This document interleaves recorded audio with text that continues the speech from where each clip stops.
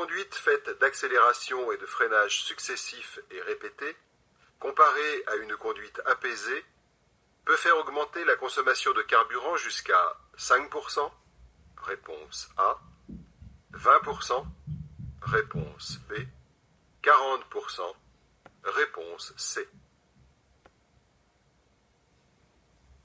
Le conducteur a une influence directe sur la consommation en carburant.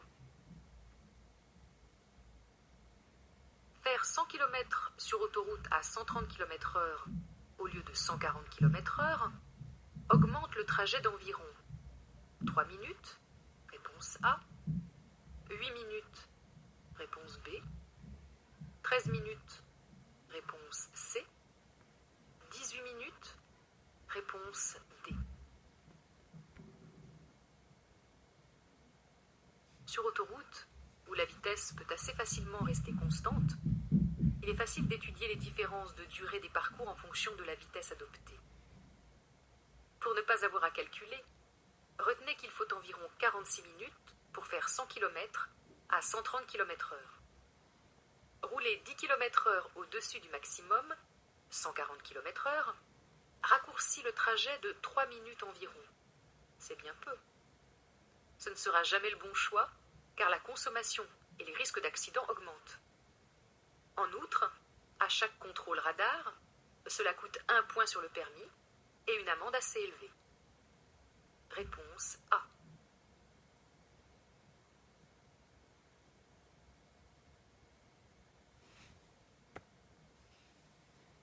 L'autopartage permet de disposer d'une voiture même pour 1 heure. Oui, réponse A. Non, réponse B. L'autopartage nécessite d'être abonné. Oui, réponse C. Non, réponse D. L'autopartage permet d'accéder à une voiture en libre service 24 heures sur 24 pour des usages occasionnels et de courte durée. Il permet de réduire le nombre de voitures sur les routes et d'optimiser leur utilisation. Une voiture particulière ne roule en moyenne qu'1 heure par jour, mais elle représente une grosse part du budget des ménages. L'autopartage permet donc d'avoir une voiture juste quand on veut. On réserve par téléphone ou par Internet, on accède à la voiture grâce à une carte d'abonné, on paye à l'heure ou au kilomètre. Assurance, carburant, entretien, stationnement, tout est compris. Réponse A et C. Le taux de rejet en gaz carbonique, CO2, d'un véhicule neuf est inscrit sur une étiquette énergie. Oui, réponse A. Non, réponse B. Sur la carte grise, oui. Chaque véhicule, lorsqu'il circule, consomme de l'énergie et rejette du gaz carbonique, appelé aussi CO2.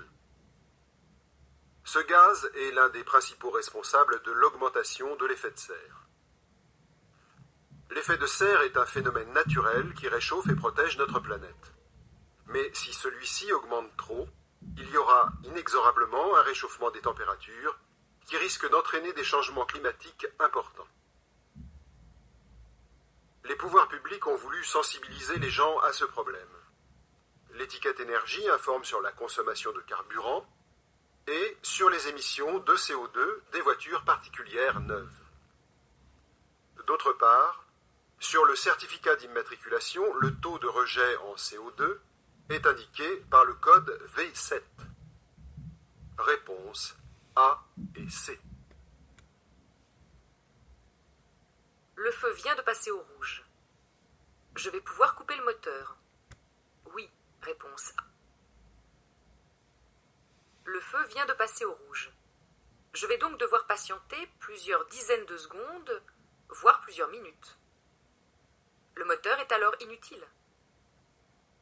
Mais pour tourner, il a besoin de carburant. Environ 1 litre à l'heure. Ça peut paraître négligeable. Pourtant, au-delà de 20 à 30 secondes d'arrêt, il est plus économique de couper le moteur et de le redémarrer lorsque le feu passe au vert. Cela permet aussi de réduire l'usure du moteur et de réduire la pollution sonore et atmosphérique. Et sur une année, Cette bonne habitude permet d'économiser plusieurs dizaines de litres de carburant. Réponse A.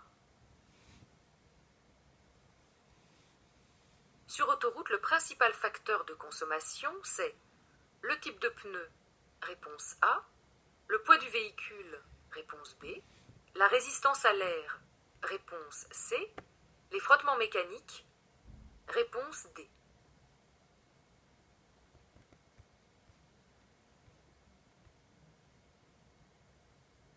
L'autoroute a été conçue pour pratiquer des vitesses élevées sans excéder 130 km/h. Le fait de circuler à sens unique est un gage de sécurité. Ce qui demeure flagrant pour un motard, à savoir la résistance à l'air qui l'oblige à des efforts physiques, ne l'est pas forcément pour un automobiliste confortablement assis dans un habitacle bardé de confort et de technique. Plus la vitesse augmente, et plus la pénétration dans l'air est difficile, et plus le moteur doit fournir des efforts. Donc la résistance à l'air est le principal facteur de consommation sur autoroute. Bien sûr, si de surcroît le véhicule est chargé, des répercussions se font sentir sur la consommation. Réponse C. Un démarrage est plus gourmand en carburant. À froid, réponse A. Les départs sont, sans aucun doute, très pénalisants en matière de consommation de carburant. Il s'agit de lancer un véhicule d'environ 1 tonne à des vitesses variant de 50 à 130 km/h. Le moteur doit fournir une puissance suffisante et donc consommer de l'énergie. Un moteur fonctionne bien lorsqu'il atteint sa température idéale. Le réchauffement des divers liquides et des pièces fixes et mobiles à l'intérieur du moteur sont corrects au bout de quelques kilomètres. Par conséquent, il faut circuler à allure modérée sur les premiers kilomètres et ne pas trop solliciter le moteur, sous peine de voir la consommation monter en flèche. Réponse A. Le choix d'un mode de déplacement en ville est fonction de la charge à transporter. Oui, réponse A. Non, réponse B. Du nombre de kilomètres à parcourir. Plusieurs facteurs doivent être pris en compte pour choisir judicieusement son moyen de transport. Spontanément, ce choix varie en fonction de la météo, du temps dont on dispose, de la distance à parcourir, de ce qu'on doit transporter, des contraintes familiales ou professionnelles, mais aussi de l'âge, de la santé du conducteur et des personnes transportées. Donc, il est certain que si je dois transporter, que sais-je moi, un réfrigérateur sur ne serait-ce que 3 km, je ne vais pas me déplacer à pied. Réponse A et C. À froid, faire tourner le moteur sur place permet de le faire chauffer plus rapidement. Oui, réponse A. Non, réponse B. Un moteur froid consomme plus et s'use davantage. Certains alors le font chauffer sur place, pensant réduire du même coup l'usure et la consommation. Erreur. Le moteur chauffe moins vite, de façon moins homogène, et surtout, le carburant utilisé ne sert absolument pas à avancer. Il est préférable de circuler dès la mise en marche du moteur, en accélérant peu et en passant les vitesses rapidement. Le moteur chauffe plus vite et il n'y a pas de gaspillage. Réponse. Le covoiturage est une solution à la réduction des émissions de CO2. Oui, réponse A. Non, réponse B. Des frais de carburant. Oui, réponse C. Non, réponse D.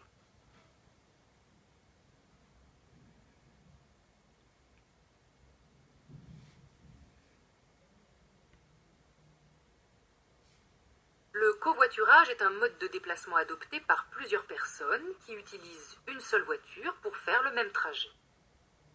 Cela représente les avantages suivants. Un avantage social, on rencontre d'autres personnes et on s'aide mutuellement.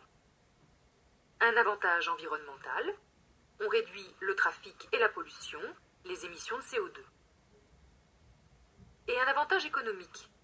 On partage les frais de voiture, d'essence, de péage et de parking. Réponse A et C.